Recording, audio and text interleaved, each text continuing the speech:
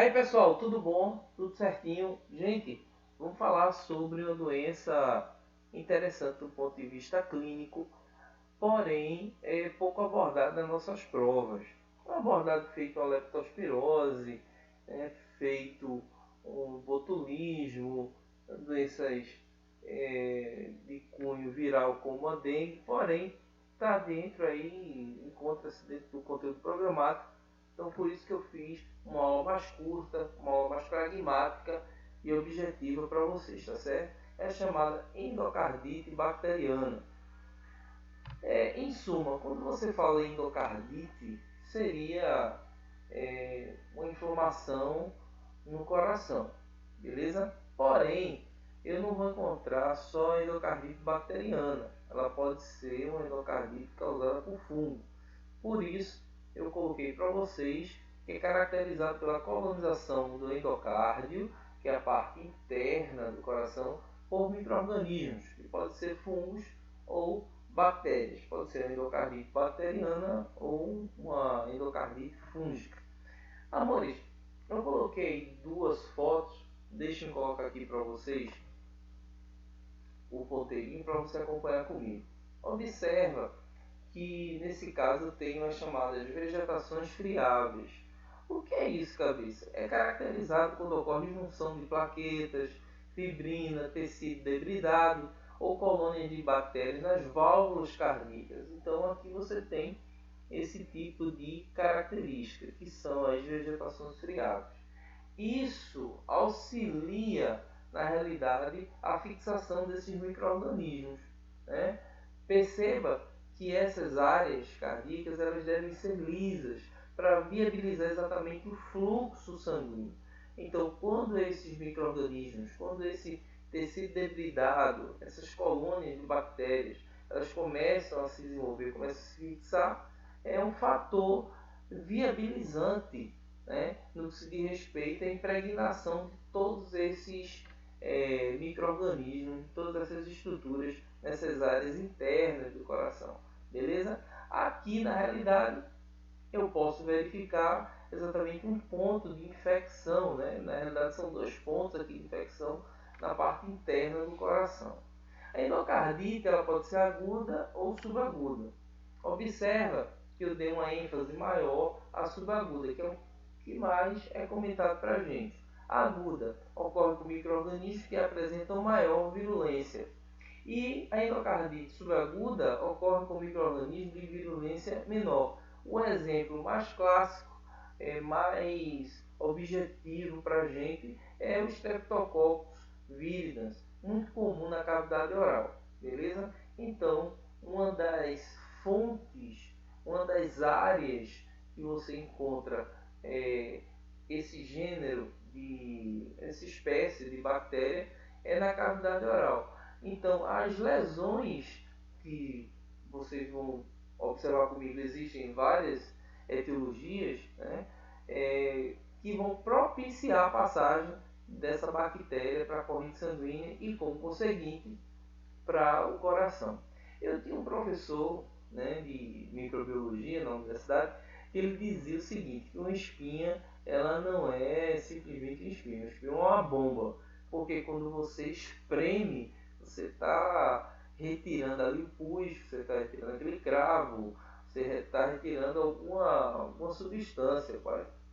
Porém, contudo, todavia, se tiver saindo sangue, você conseguiu ferir um vaso. Então, se existe uma bactéria ali, ela pode entrar na tua corrente sanguínea e chegar até o coração, causando uma endocardite bacteriana. É impressionante. Mas você pode dizer, mas cabeça, o cara pode ter uma endocardite por causa de uma espinha simples desse jeito, dessa forma mesmo. Ocorre em tecidos alterados e pacientes com histórico de febre reumática, tá certo? Então a febre reumática sempre está associada a esse tipo de aspecto. Principais fatores para endocardite bacteriana. Se liga aí, ó. Se tiver uma canetinha seria até interessante você colocar no seu caderninho, tá? Neutropenia, diminuição da quantidade de neutrófilos, imunodeficiência, quadro de diabetes, uso de drogas injetáveis e endocárdio alterado, como eu havia comentado para vocês. Esse uso de drogas injetáveis é uma situação muito delicada. Por quê? O que acontece? O indivíduo que ele utiliza, vamos supor, heroína na veia, essa, essa heroína ela é compartilhada também com agulhas e seringas. Então, na proporção que o indivíduo ele injeta, não existe um processo de antisepsia satisfatório. Normalmente aquela agulha, aquela seringa, ela não é descartável. Esse compartilhamento com vários indivíduos, com a agulha, com a seringa, promove exatamente a entrada dessa carga bacteriana para a corrente sanguínea. E com isso, o indivíduo ele pode desenvolver endocardite. Bacteremia, que é a presença de conteúdo séptico na corrente sanguínea. Beleza? Tranquilo? Então, observe que é uma situação bem detalhada, bem objetiva no que se diz respeito a esse tipo de doença, né? Vamos ver o próximo slide aí que eu destaquei para vocês. Amores, observa que a gente havia destacado que a boca é uma área que contém esse micro-organismo, né? Porém, existem algumas situações que eu não poderia deixar de comentar para vocês. Em geral, são momentâneas, né? No caso das infecções, autolimitantes e não geram complicações sistêmicas.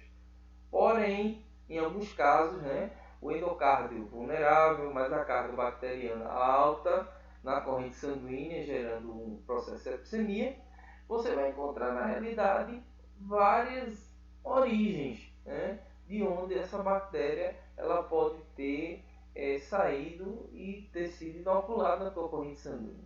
A primeira que eu coloquei para você, né, bem simples, uma lesão na gengiva. Então, essa lesão, se a bactéria estiver aí, um sistema imune com a certa diminuição, consequentemente, essa bactéria não vai ser combatida de forma satisfatória.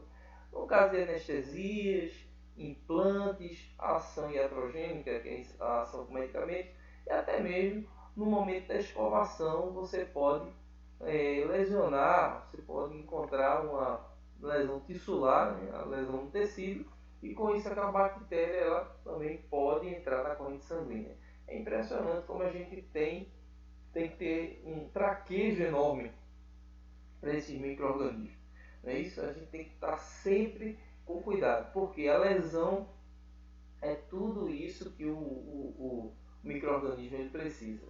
Porque na corrente sanguínea ele vai encontrar todas as condições satisfatórias de nutrientes, temperatura, pH, tudo isso, né? Então, é importante que nós tenhamos em mente todos esses aspectos aí. E para a gente fechar nossa aulinha com chave de ouro, né, eu coloquei para vocês as medidas profiláticas. A cabeça eu não lembro que é medida profilática, profilaxia, a forma que você pode evitar a doença, tá certo? E aqui do lado esquerdo, vocês podem observar aqueles indivíduos que são pacientes de alto risco, de risco moderado e algumas considerações adicionais que eu coloquei. Vamos lá. De alto risco, deixa eu colocar o piloto aqui amarelinho para a gente acompanhar bem bonitinho. Ó. Alto risco. Quem são esses pacientes de alto risco? Portadores de válvulas proteicas, né? Então aquele indivíduo que tem uma válvulazinha proteica, que foi de algum animal, tem que se ter um cuidado maior. Endocardite infecciosa prévia, que já teve endocardite, já teve uma infecção. Cardiopatas congênitas, cianóticas complexas, né? Transposição de grandes artérias, pessoas que fizeram grandes cirurgias em relação à estrutura cardíaca, são pacientes de alto risco. Condutos pulmonares construídos cirurgicamente também são pacientes de alto risco.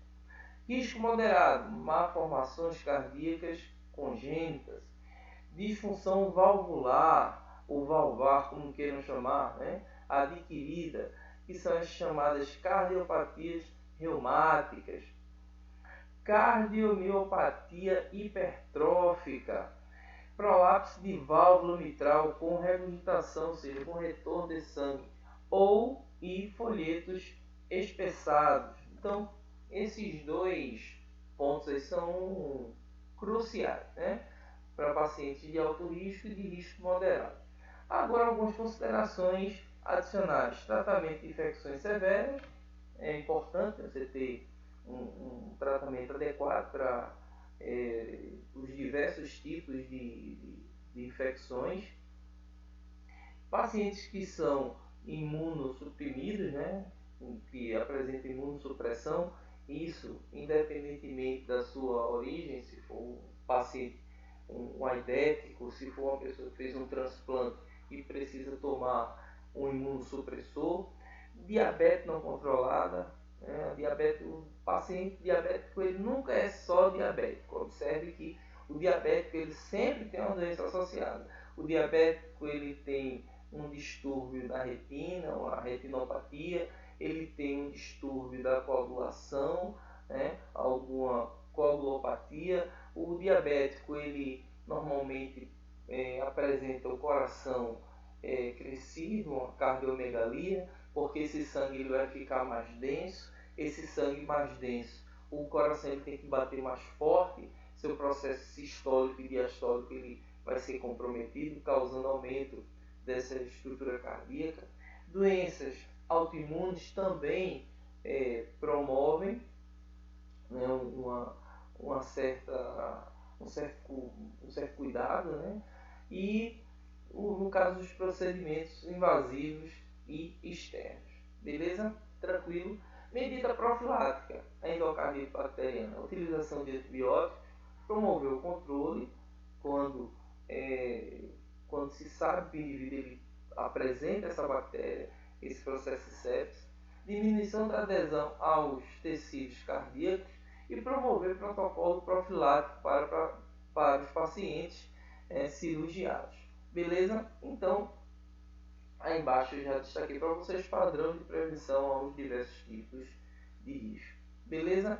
Então, Maurício, então é por aqui que a gente fica. Observa que a endocardite, quais são os principais pontos de cabeça? Eu tenho que ter em mente a doença, né? Quais são os principais micro-organismos que promovem a doença, medida profilática e no que se diz respeito ao seu tratamento. Beleza? Então a gente fica por aqui. Um beijão.